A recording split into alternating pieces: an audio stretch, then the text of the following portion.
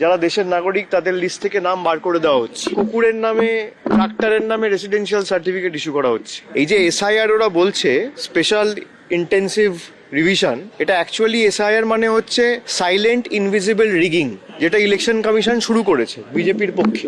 যারা নিজেদের ভোটাধিকার প্রয়োগ করে প্রকৃতভাবে সরকারকে প্রশ্নের মুখে ফেলে, সেই সমস্ত দেশের নাগরিকের ভোটাধিকার কেড়ে নিতে চাইছে ইলেকশন কমিশন। এটা বিগত দিনেও দেখেছে, বাংলায় করে কোনো লাভ হয়নি, বিহারে করেছে। আমার বিশ্বাস বিহারের মানুষ জবাব দেবে। বিচার ব্যবস্থার উপর আমাদের পূর্ণ আস্থা রয়েছে। বাংলায় এরা চেষ্টা করবে, অনেক লাফানি ঝাপানি করবে এবং 2021, 2024, 2023 পঞ্চায়েতের থেকেও ভালো ফল তৃণমূল কংগ্রেস 2026 সালে করবে।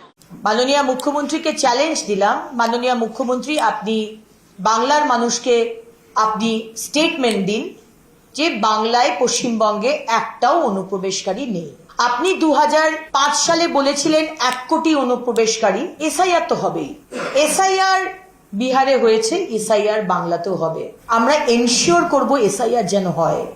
গরম গরম ডায়লগ পকেটে হাত দিয়ে যুবরাজ বাবু আপনি যদি বলেন, বাংলার মানুষ কিন্তু ওটা খাচ্ছে না, এবার অন্য কিছু ভাবুন।